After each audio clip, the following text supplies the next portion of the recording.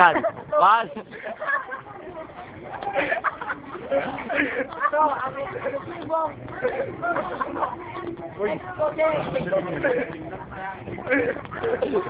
Kapag makita nung ginagawa niya.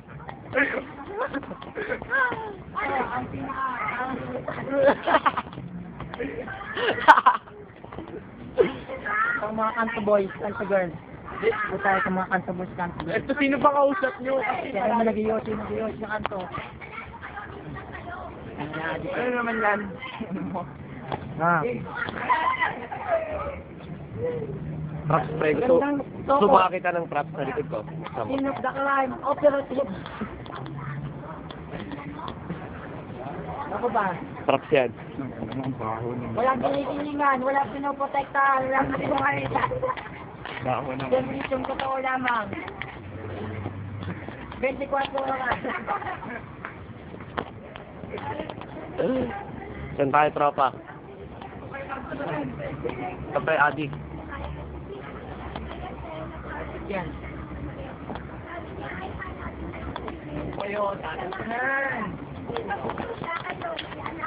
Pakilala mo lahat yan. Value 1. Opo. Value 2. Kilala ko nga siya. Value 3. At ang master of the value.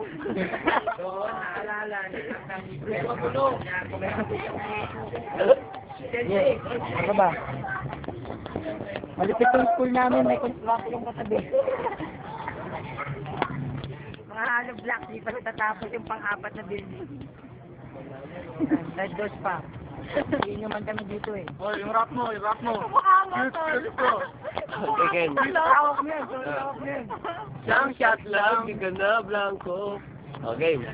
Saka lang. Otak mo eh. Kapit ka para ano? Hindi ako padadaya. Ba't ka ganyan-ganyan ko? Oh! Susot ako. Buwakan ako eh. Isang shot lang, utak ay listo. Isang shot lang, utak ay sabo.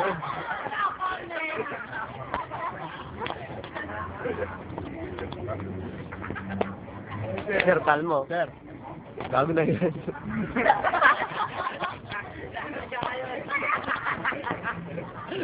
Ang ina na. Walang kinikilingan, pagkapatatan, kakasinungaling. Hindi siyang totoo lamang.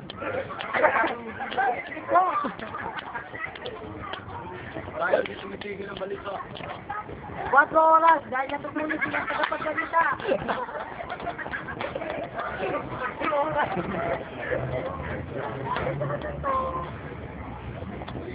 Na ito yung eksklusibong expose. Pakilala mo, yung tata mo. Bata ko? Ano ba? Bata ko yan.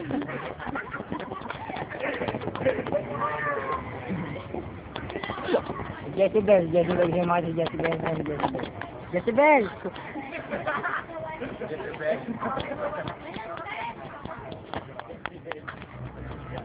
Wala ka na. Wala na. Ito, patay gusto. Ay, pre. Pakilala mo yung bagong gitarin niya yan. Yan, bigla, pag pinalabit mo yan, tatawa lang yan. Testing natin. So, testingin natin.